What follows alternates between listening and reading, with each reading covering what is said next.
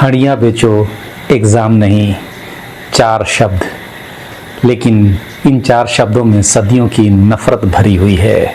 यह नारा किसी एक मुख्यमंत्री के खिलाफ नहीं था, यह नारा उस पूरे समाज के खिलाफ था जो जंगलों में रहता है, जो खेती करता है, जो अपनी संस्कृति में हंडिया को पवित्र मानता है। आज हम बात करेंगे उस सोच की जो कभी खुलकर सामने नहीं आती, लेकिन जब आती है तो एक नारे में पूरी बेशर्मी के साथ आती है। जोहार साथियों, मैं मुकेश बिरुआ, आपका मेरे इस चैनल में स्वागत है। आइए नारे के पीछे की मानसिकता को समझते हैं। झारखंड में परीक्षा विवाद को लेकर एक आंदोलन चल रहा है। मांगे क्या है? परीक्षाएं रद्द हो, सीबीआई जांच हो, मंत्री का इस्तीफा हो।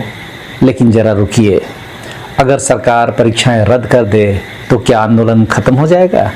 नहीं, क्योंकि मुद्दा परीक्षाएं नहीं है, मुद्दा है एक आदिवासी का मुख्यमंत्री की कुर्सी पर बैठना। और सीबीआई की मांग क्यों?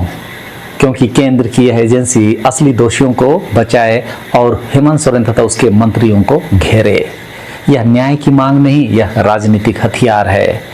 आपने इसे पहले वाले वीडियो में देखा कि किस तरह भाजपा उसी टीडीपीएल कंपनी को उत्तर प्रदेश में बचाने में लगी हुई है और उस पर सीबीआई जांच का विरोध कर रही है वहां। लेकिन जब झारखंड के जेपीएससी और जेएसएससी परीक्षा घोटाले में अब तक गिरफ्तार लोगों की सूची देखेंगे तो अभय तिवारी, रवि तिवारी, आदित्य पांडे, श्वेता कुमारी गुप्ता, संतोष सिंह, रामवीर सिंह, प्रदीप कुमार सिंह, हेमंत वर्मा कौन सी जाति से आते हैं?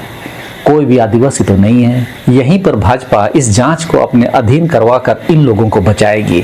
जैसे कि नीट 2024 के मुख्य आरोपी संजीव मुखिया को सीबीआई से क्लीन चिट मिल गई। आप समझ रहे हैं ना?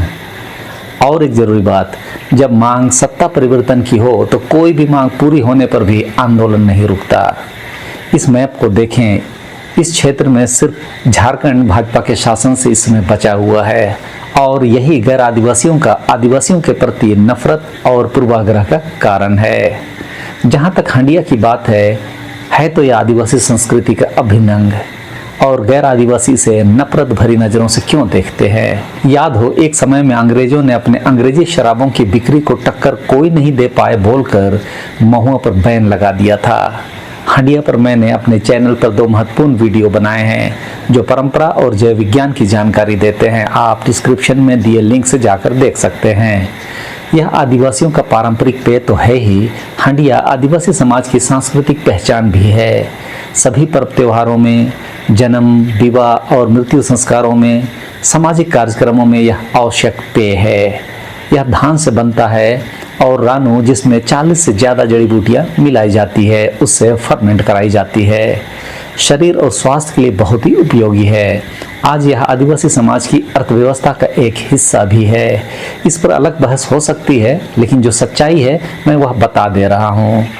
वे लोग अंग्रेजी शराब बेचकर अपनी अर्थव्यवस्था ही तो ठीक करते हैं, लेकिन उसमें कोई भोज्य पदार्थ नहीं होता, सिर्फ एनर्जी बूस्ट एलिमेंट होते हैं जिससे शरीर को नुकसान पहुंचता है। जबकि हंडिया यदि पारंपरिक तरीके से बनाई जाए तो पौष्टिकता का खजाना है। आप मेरे इन वीडियो को जरूर देखें, काफ़ी जानकारी मिल जाएगी। आज की सच्चाई यह है कि जब एक आदिवासी महिला हंडिया बेचती है तो वह अपने बेटी की पढ़ाई के लिए पैसे जुटाती है, अपने बीमार पति का इलाज कराती है। लेकिन हंडिया बेचो ये कहकर पूरी संस्कृति को तुच्छ, हीन और शर्मनाक बना दिया गया। पूर्वोत्तर राज्यों में हंडिया को जीआई टैग मिल चुका है, उसका ब्रांडिंग हो रही है, तो झारखंड, उड़ीसा और छत्तीसगढ़ के हंडिया का क्यों नहीं? अब एक सवाल है कि सोमरस क्या है जिसका वेदों में वर्णन है? वह भी तो नशीला पदार्थ है। वेदों में उसकी स्तुति है, देवताओं ने उसे पिया, वह आर्य संस्कृति का हिस्सा है, इसीलिए वह पवित्र है। और हंडिया, वह उनके अनुसार अनार्य संस्कृति का हिस्सा, इसीलिए वह घृणित है। आप इस बात को समझिए, यह नफरत धर्म की नहीं, सांस्कृतिक वर्चस्व की है। यह एक ही बात कह रही है कि तुम्हारी संस्कृति हीन है, तुम्हारा समाज हीन है, तुम शासन के योग्य नहीं हो। शासन करने के योग्य कहने का मतलब। एक और महत्वपूर्ण सवाल है, क्या उच्च वर्ग के लिए आदिवासियों को हीन भावना से देखना एक नियति बन गई है? इतिहास गवाह है, अंग्रेजों ने आदिवासियों को क्रिमिनल ट्राइब्स घोषित किया। मनुस्मृति ने उन्हें सामाजिक ढांचे से बाहर रखा, शिक्षा, संपत्ति, शासन सबसे वंचित किया। और आज़ादी के बाद आदिवासियों की ज़मीन छीनी गई, विकास के नाम पर उनके जंगल काटे गए, राष्ट्र निर्माण के नाम पर उनकी संस्कृति को अंधविश्वास कहा गया। क्या यह हीन भावना नहीं है? नहीं, यह सदियों पुरानी है, लेकिन उसे छुपाया जाता था सभ्यता का मुखौटा पहनाकर, और अब वह मुखौटा उतर रहा है।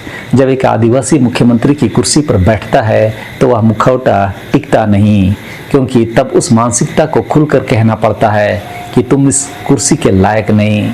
हंडिया बेचो एग्जाम नहीं, यह नारा उस मुखौटे के उखड़ने की आवाज़ है। अब आते हैं असल मुद्दे पर, परीक्षा विवाद। यह सच है, नौकरियों में भ्रष्टाचार है, यह भी सच है, लेकिन यह व्यवस्था किसने बनाई? खस्ताहाल सरकारी स्कूल जहां आदिवासी बच्चे पढ़ते हैं वहां शिक्षक नहीं, जगमगाते महंगे निजी स्कूल जहां आदिवासी बच्चों की फीस भरने की ताकत नहीं, प्रतिदिन 25 सरकारी स्कूल बंद किए जा रहे हैं, यह केंद्र सरकार का ही आंकड़ा है।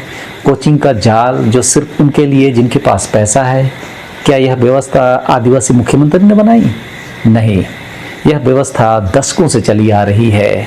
जब झारखंड में आदिवासी मुख्यमंत्री नहीं थे तब भी यही था, और अब तो झारखंड राज्य के खनिजों पर झारखंड सरकार विशेष नहीं लगा सकती। वह कानून मोदी सरकार लेकर आई है, तो आदिवासियों पर इसे नफरत नहीं तो क्या कहा जाएगा? और नौकरी खरीदने बेचने का धंधा, जितने लोग गिरफ्तार हुए उन्हें देखिए, जो लाभार्थी है उन्हें देखिए, वे सब एक ही समाज के हैं, लेकिन आदिवासी नहीं है। तो फिर निशाने पर सिर्फ आदिवासी मुख्यमंत्री क्यों? क्योंकि भ्रष्टाचार मुद्दा नहीं, मुद्दा है आदिवासी का सत्ता में होना। आदिवासी समाज इस नफरत को नया नहीं मानता। बिरसा मुंडा को भी यही कहा गया था कि तुम जंगली हो, तुम नेतृत्व नहीं कर सकते, और बिरसा ने उलगुलान किया। तिलका मांझी को भी यही कहा गया, तुम्हारी कोई औकात नहीं, और तिलका ने अंग्रेजी हुकूमत को चुनौती दी। आज वही संघर्ष नए रूप में है। जब एक आदिवासी लोकतांत्रिक तरीके से चुनकर मुख्यमंत्री बनता है और उसे हड़िया बेचने वाला कहा जाता है, तो यह सिर्फ उस व्यक्ति का अपमान नहीं, यह झारखंड के हर आदिवासी मतदाता का अपमान है। यह उस लोकतंत्र का अपमान है जिसने उसे चुना। और यहाँ एक महत्वपूर्ण बात, आदिवासी समाज यह नहीं कह रहा कि भ्रष्टाचार नहीं होना चाहिए, वह यह नहीं कह रहा कि जांच नहीं होनी चाहिए, वह यह कह रहा है जांच हो, निष्पक्ष हो, सवाल हो, सबसे हो, नियम हो, सबके लिए बराबर हो। लेकिन जब नियम सिर्फ आदिवासी के लिए कठोर हो और बाकी के लिए लचीला, तो यह न्याय नहीं, जातीय भेदभाव है। यूपी में सीबीआई नहीं और झारखंड में सीबीआई, यह नहीं चलेगा। विनोद कुमार जी का फेसबुक लेख एक महत्वपूर्ण सवाल उठाता है, क्या यह जातीय नफरत पहले छुपी हुई थी और अब उजागर हो रही है? हाँ, इसके 3 कारण हैं। पहला, सत्ता का बदलाव।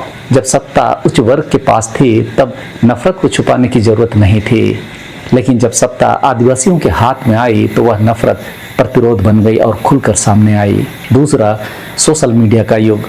अब हर नारा रिकॉर्ड होता है, हर शब्द दर्ज होता है, हर नफरत जो पहले बंद कमरों में बोली जाती थी आज वायरल होती है। और तीसरा, आदिवासी समाज की बढ़ती आवाज़। आज आदिवासी पढ़ लिख रहे हैं, वे लिख रहे हैं, बोल रहे हैं, विश्लेषण कर रहे हैं, और जब वे बोलते हैं तो छुपी हुई नफरत बेनकाब हो जाती है। हड़िया बेचो एग्ज़ाम नहीं, यह नारा इतिहास में दर्ज हो गया है, लेकिन इसने एक काम किया, उसने मुखौटा उतार दिया। अब साफ दिख रहा है कि यह आंदोलन सिर्फ परीक्षा का नहीं, यह आदिवासी अस्मिता पर हमला है। और आदिवासी समाज यह जानता है, वह डरता नहीं, क्योंकि उसने बिरसा को देखा, उसने तिलका को देखा, उसने सिद्धू कानू को देखा है। जो समाज अपनी जड़ें जानता है वह किसी के नारे से नहीं टूटता। हंडिया हमारी संस्कृति है, हमारी पहचान है, हमारा गर्व है, और हम न झुकेंगे न रुकेंगे। धन्यवाद। जोहार।